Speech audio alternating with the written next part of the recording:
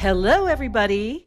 I am so excited to be here on the Tarot Podcast today with Theresa Reed, the Tarot Lady, the one and only Tarot Lady. You may know her from her old podcast, Tarot Bites, or from her many other audio endeavors. But nowadays, she is writing book after book after book. She's been reading tarot for 40 years.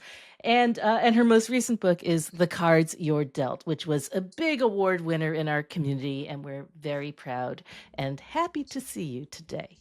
So today I thought we'd talk about question making in tarot, particularly the question that's formulated starting, will I ever? Because this question formula kind of has a lot packed into it.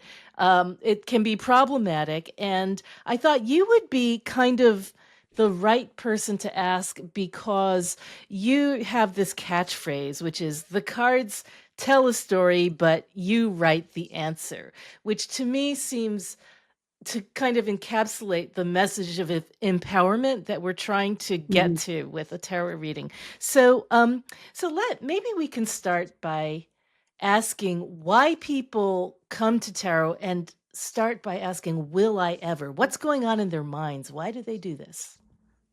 Well, sometimes people come to tarot for entertainment. They want to have a good time. They're looking at this as something fun to do. So that is a reason that people will come to tarot. But there are also people who come to tarot for many other reasons. They may come because they're going through a really difficult time and have nobody else to speak to. But the people who ask, will I ever? Oftentimes what I find is they're looking for a guarantee from somebody. They want re Reassurance. they Yeah. want reassurance that something is going to happen. And that comes really from a place of viewing like life as being very fated, very set in stone, Yeah. and without options. And Yes. that is a perspective that first of all, if I would have ever believed everything I was told all my life, I my life would look completely different. Mm, I am one person who does believe very much in agency and empowerment and personal responsibility. And that question, will I ever, takes all of that out of the equation. Now you're right. sitting around waiting for life to happen. And I don't think that's healthy. Yeah, yeah, I think that's very true. And I think that, when I hear people say, will I ever, it's usually because things are not going well right now. And there's this fear that it's just going to always continue this way. Will I ever find a mate? Will I ever have enough money? Will I ever get a job? And that sort of expectation that maybe I won't seems to me like Hmm. some fairly powerful negative magic, if you know what I mean. Yeah, absolutely. I mean, think about Yeah. that. If you think something can never happen for you, Hmm. why bother then? Why Why bother? bother? And Yeah. that again is, well, first of all, it's very depressing negative thinking. It is also, I'm a firm believer when you're putting that message out to the universe and really believing that in your heart, you are writing a self-fulfilling prophecy. And also, again, it really gives you the ability not to take personal responsibility. Well, it's never going to happen to me. So, again, I don't Yeah. need to put energy into this. Why? Yeah. Why should I? And so that kind of thinking really it does you dirty and Hmm. it doesn't help. Now, I'm not a believer in giving people false hope. I'm not a believer in, saying this is definitely going to happen. Man, you're going to be right. I think that doesn't help either because that also leads to the same thing. Now, instead of sitting around thinking, well, why bother? It's more like I'm sitting around thinking, it's going to happen and I don't have to do a darn thing. Right. Yes. So one of the things you say, and I can't remember which one of your books, is that your astrological chart is kind of a doozy. And you've Oh, heard I have a things terrible from one. right, astrologers saying this is going to happen or this is going to afflict you in some way, etc., etc. And thank God you've had the sort of um self-confidence or the common sense or just sort of like the willingness to look at a much bigger picture than what people are saying. Yeah. Yeah, I mean, first of all, I grew up with parents who were extremely oppressive. And Hmm. they would say things too all the time, and I'd be like, I don't believe this. And I went Yeah. to school in a really super conservative small town area. Also heard a lot of negative stuff, and I'm like, I don't believe this. This is bogus. Hmm. And then when I came to astrology, I would have astrologers look at the chart and gasp, and they'd be like, "Oh my God, how awful! What a terrible chart! You're never going to find." One of the ones was, "I'm not going to find love." This is one of my Oh my favorite God. things. Yeah. Yes. Now imagine telling this to a young girl. You're not going to find love. It's just never going to work out. And the funny thing is, number one, I didn't believe it. Hmm. And number two, I've never had trouble finding love, ever. Ever. It's been the opposite. I have Yeah. never, in fact, I'm one of those weirdos who I like to be alone, but I've always had somebody in my life. I've been with my current partner for over 30 years. I've never had trouble because one of the things as astrologers, when you look at it from this perspective that's really faded, what they're Yeah. also not looking at is the things you can do. And the thing to do in my chart, I looked at my chart and said, well, I have Aries on the seventh house cusp. I think I just need to be really assertive with dudes. And Yeah. I'm extremely forward, and it's worked out to my advantage. So they Yeah. were once again giving me this disempowering reading. And sometimes in tarot, if we are tossing our cards and we're seeing the tower and we're assuming doom and gloom, things are collapsing, but it's like, but wait a minute, if you get the hell out of that building, Hmm. you're going to be okay. Yes, yes, yes. The context matters, and your choices absolutely matter. I mean, everything you do, you can still honor the archetype that you're seeing in the chart or in the cards or whatever it is, and have a life that you want to live. Yes. And there are some things we don't have control over. Hmm. There absolutely are things that we cannot completely control. I mean, I can't control what my children do. They're both adults. They're going to do whatever they want. So Right. I know as a parent that I just have to kick back and let them figure things out. I don't have control there. But there are certain things I have a lot of control over. How I'm thinking about something, how I'm talking about a situation, the actions I take or don't take. All of it matters. Yes, all of it matters, and all of it will change your life if you allow Mhm. yourself to at least. There's no rules that say we can't try, you know? And Yeah. I think we make cages for ourselves by asking the question, "Will I ever?" So let's do some practice here on like, is there a general rule that you have for how to reframe the question, "Will Mhm. I ever?" Well, first of all, I want to preface it by saying this. Sometimes, and I don't read for the public any longer, Hmm. sometimes when somebody would come at me with a will I ever, I would reframe it in my mind Hmm. Yeah, because, I don't want to disrespect somebody. absolutely. I always want to be 100%. like, okay, let this person ask what they need to ask. Now, let me reframe this in my brain so I can find the helpful information.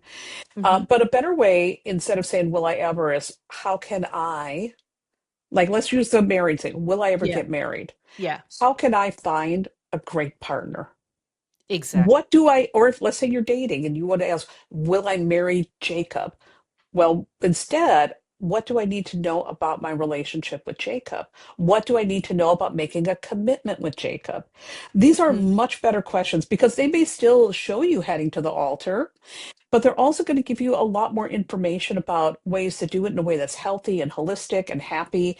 And ultimately, I think most tarot readers, we don't just want to predict something. We want to make sure we are steering people in a direction so they are having happy, healthy lives. Because anyone can say, yeah, you're going to get married, but if you ask them, will I ever? But it might be with somebody who's a dud. So Right. we all would, Right. so it's much, much better to say, let's reframe it this way because we always want to steer people in the best direction possible. Mhm, mhm. So a really good sort of general rule is there a way to phrase this? So instead of "Will I ever?" it's "How can I?" I Yep. often add one more question before "How can I?" which is when someone's saying, "Will I ever?" Let's take again, "Will I ever get married?" The first thing I ask is, "Well, do you wanna get married?" You know? That's a great Because idea. because a lot of the time, the assumption is that a lot of the time the assumption is that there is a right answer. I do want to get married and this is et cetera, et cetera. But sometimes the person's asking because they're really not sure. And they may have been Yes. scarred, by their last marriage or whatever it was. Will I ever get married again, for example? And the real question is, do you want to? Because if Yes. you know what you want, then we can talk about how you can get there, right? Yes. But every once in a while, someone's like, I actually don't know. Right. And then you're like, Yes. how interesting. Right. And that becomes a whole nother sort of like way into the reading that I find fascinating. Right. And also, I mean, I love that. I think that's really brilliant, Yeah. by the way. But Thank you. also, it's really important for us to question why we are asking certain questions. I agree with that. Yeah. Are we doing it because this is what we're supposed to ask? What's Mm-hmm. missing in our lives that we think this is going to fulfill? And so it's always important to question. And for the record, I never question my love life ever. Even though I get these terrible, I've had these terrible love readings. I never ask questions about it. I never worry about it. I always know it's going to work out. So I ask questions always about the stuff that I'm more freaked out about, Mm-hmm. but I Mm-hmm. know why I'm asking it and why I'm freaked out about it. And I Yeah. think being incredibly intentional when you sit at the tarot table, not just as the reader, but as the person getting the reading, or if you're doing a reading for yourself, makes a difference in the quality of the information you're going to receive. 100%. 100%. So this kind of raises a larger question. So if we're moving from will I ever to how can I, that takes us out of the realm of prediction. Mhm. So at the same time, I know that you and I both are believers in the idea that you can do some kind of prediction, both with astrology and with tarot. So, how do you kind of square that in your mind? The idea that prediction can be unhealthy, but the idea that we actually can do some. Well, in my opinion, and I know divination goes out of fashion all the time. There's so many people who hate prediction, and which really annoys me, by the way. I love prediction. I'm an old school tarot reader I with a like modern prediction too. twist. I love prediction, even when I'm wrong. I love it. It's like Yes. gambling. It's like you're tossing the dice. Oh, let's see how this works out. So Yeah. there's something about it that's fascinating. It's exciting. And prediction actually is empowering, and here's why. This is the analogy I always like to use. If I am driving and I'm speeding down the road and somebody's coming at me and they flash their lights on, I know what Hmm. that means. It means there is a police officer up ahead, there's a speed trap. Now I know what's coming. And I know the most likely outcome if I keep speeding is I'm going to get a ticket. So what can I do? I have a choice. I can Hmm. keep on speeding and get that ticket, or I can slow down and avoid it. And that's Right. the way prediction works. So with prediction, when we show people where things are going, Hmm. we still have, again, the opportunity to say, now, if you don't like the way this outcome looks, there's things you can do. And that's why when we ask a question like, how can I, we can still show the likely outcome. Yeah. And I believe in doing that. I always am very focused on the future, but we want to make sure we are finding all the gaps in there that we can fill in and the detours. So if that outcome doesn't look good, you know exactly what to You know do what to to do. change it.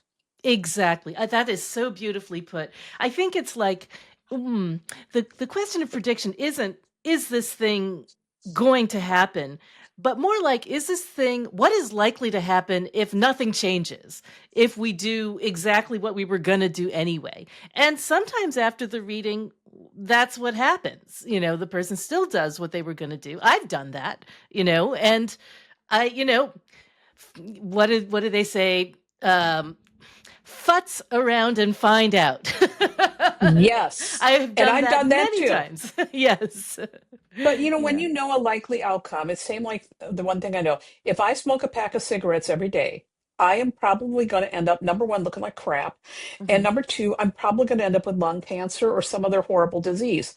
So Yeah. because I know that the odds are stacked in that probability, I can make a choice. I can keep smoking or I can stop. It is the same with prediction. It is Yeah. showing you the odds. It is showing you where it's most likely to go. you always have that choice, or you have the choice, or you can throw caution at the wind. I mean, I had a reading once. This guy was so good. He was the best tarot reader I ever met in my life, and he had told me, "You're going to meet three men. They always want to focus on my love life." I was really young and wild. By the way, I was really young and wild at the time, and so he said, "You're going to meet three men, and the third one has red hair. Don't go out with him. It'll be a disaster." I said, "I don't even like redheads." I thought it was garbage.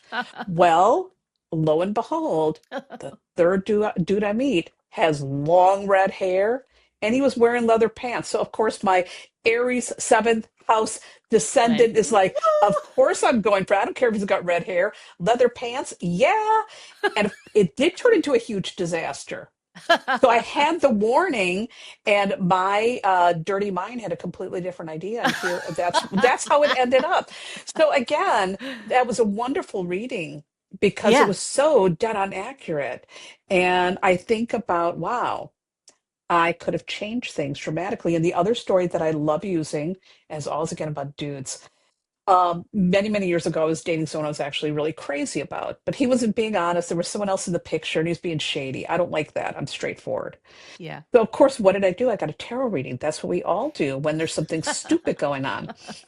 And the tarot reader at the time, the only card I ever remember is the one at the end was the Three of Wands. She said, he's going to pick you, and that other lady is going to be on the outside looking in. I'm like, really? And she goes, yeah, that's the way it's going to work out. So I thought about it and I went home and I dumped him immediately, which is so funny because I changed everything. I dumped him. I'm like, we're done. You're great, but nah, this isn't going to work. I need something more straightforward.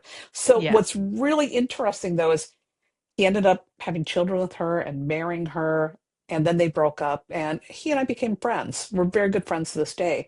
Yeah. And one day I was Yeah. visiting him and we went to a restaurant and we were sitting there eating our pizza. And here she comes and she stands outside the restaurant and she's on the outside looking in. Looking in. Oh my 20 years later, God. and all I could think about was that damn tarot reading. And it's like, holy cats, 20 years later. It still came So, true. Yeah. right. And so we can look at, okay, the prediction, the divination, but we can also look at, I changed things and Mm-hmm. look at how it ended up, but it still ended up that way. This is what makes prediction so freaking fascinating. I love it. Absolutely. Absolutely. And I think that that's true in a very specific way with every card you draw in tarot. It might come true this way, or it might come true this way. It might look, be absolutely a visual twin to what's happening in the card, or it might be something that's internal and you don't know until you live through it. But you do have some agency in terms of steering towards one or another of those layers, I Yeah, think. absolutely. One of the things, Mhm. like for example, I say is that astrology is theory. Yeah. We can look at all the Yeah. mathematics of it. My math brain loves astrology, and we can make predictions and see where things are going, but it's theory. After we've gone through the experience, like I just went through my second Saturn return, it's like, oh, that's how it panned out. So it may still be accurate, but not the way my brain anticipated. And I've had that happen with tarot readings too. Or I've had clients, I have a client who we became good friends over the years. We're still good friends to this day.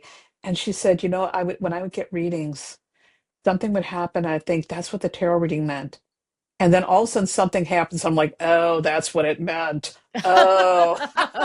And it is so funny because, our Yeah. human brains, we only Yes. use such a tiny, tiny part of it. Yeah. And so we will see something, and then maybe through our lived experiences or bias or whatever, or just this is the way this card has worked out, we will interpret it one way.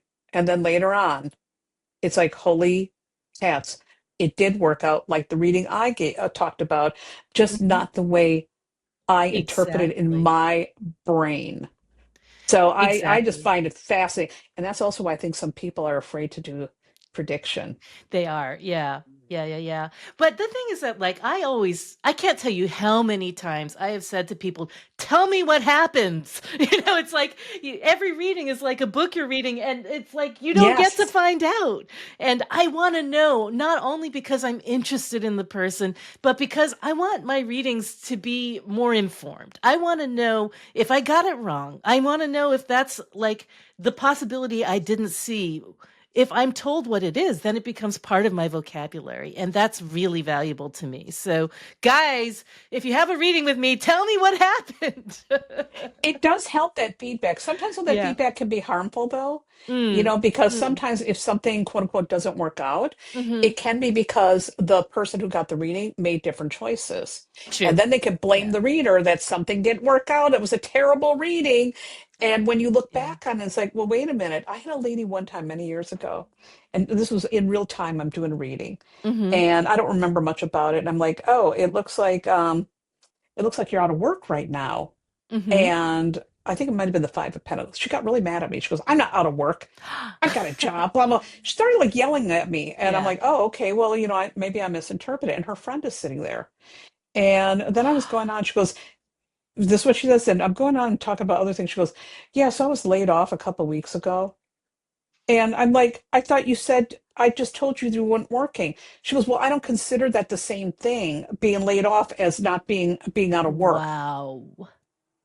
So we Wow. have to remember that this is why Yeah. sometimes when feedback comes in Yeah. and someone says that was all wrong, and you look at it, it's like, well, wait a minute. What do you mean Wait a by minute. wrong? Do you Let's make mean sure right? diving into that. Or sometimes, somebody, again, with the will I, they'll Hmm. get a reading, will I meet somebody? Hmm. Yes, you're going to meet somebody. And then they come back, I didn't meet anybody. Oh, did you go on any dates? Yeah, I went on a lot of dates. Well, you did meet people. Yeah. You're Yeah. taking it one way. Yeah. Oh, well, I thought I'd meet the one. Or like you'll say, will I meet somebody? Yes, you're going to meet somebody. And they come back, I didn't meet anybody. Well, did you go out? No, I stayed home and putzed Mm. around the house. Yeah. So Yeah. Yeah. there are Yeah. sometimes, not that I'm saying readers can be wrong a lot. We can misinterpret, we're humans, but there are Yeah. also times when people assume it's really a wrong reading. And when you Hmm. reflect on it later, it's like, wait a minute. That's why one of the things I recommend is that people record their readings so they can go back and listen to it. Absolutely. Yeah. And I'm a huge believer, if you're reading for yourself, journaling it. Hmm. Write that shit down. Absolutely. Yeah. Because there have been times for me where I've done readings for myself too. And I'm Hmm. like, oh, I was so wrong. Damn it. And then later on, like a year from then, I'll look at them like, oh my God, it actually did work out just differently. Just differently. Yes, exactly. And in fact, one thing I do, which I learned from a student of mine actually, is when I do a reading for myself, I will record it into a voice recorder and I will address myself in the second person. I will say, this is what it looks like for you. This is what I'm seeing for you. Because number one, it makes me much nicer, because I'm much nicer to other people than I am to myself. And also, it creates a gap between the person who's reading and the person who's receiving the reading. So I'll record it on a voice recorder and then I'll listen to it not immediately, but like the next day or 2 days Hmm. later or something like that, just to create some distance. And I think that one of the things you said is very interesting, that sometimes people hear something different from what you said. There's like a slippage, right? Yes. Yeah. Yeah. And that's, I think, a normal thing that just happens between people. Yes. Yeah. Yeah. Listen, I've got a husband. Oftentimes he's saying something, I'm half listening. And then later he'll say, but that's exactly what I said to you. I'm like, oh, I heard that very differently because I wasn't paying attention. Sometimes, even when you are paying attention, sometimes people Yes. will ask me, how accurate are you? And Hmm. which is a very weird question, but interesting to think about. And nowadays, I will say the cards are 100% archetypally accurate. I might make a mistake. I might misinterpret. So, nowadays I will often give examples of how this card might come out. Hmm. Like, here's one, two, three different ways you might see this.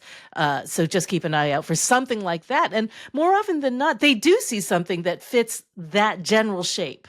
I Yep. mean, I do think there are people who are like super psychic who can find the Hmm. one thing. It sounds like one of the people you went to was like, I see the one thing, and it did actually turn out. But most of us, we get it generally right, as opposed to like, Yes. yeah, Yeah, that guy was amazing. He did two other readings for me, and he was not a professional. He yeah, was a triple Scorpio, so I'm always looking for the perfect Scorpio reader. And he was just incredibly psychic. yeah, yeah. And some of the stuff that he came up with were really weird, off the wall things, but it turned out to be incredibly, incredibly accurate. So he was operating on a completely different plane and different from any reader I've ever worked with. Yeah. Haven't found anyone like that since, Mm, mm. And I that think read like for that. psychics like that, I think the cards are almost optional. They're getting stuff Mhm. that doesn't necessarily come from the image. It's just a Yeah, launching point. Yeah. Yeah, yeah, yeah. yeah, he was Fascinating stuff. fascinating. Yeah. Hmm. Well, Theresa Reed, it has been a joy to speak with you about this question, and I hope you will come on the show again someday. I would love that. Thank you so much, Susie. An absolute pleasure.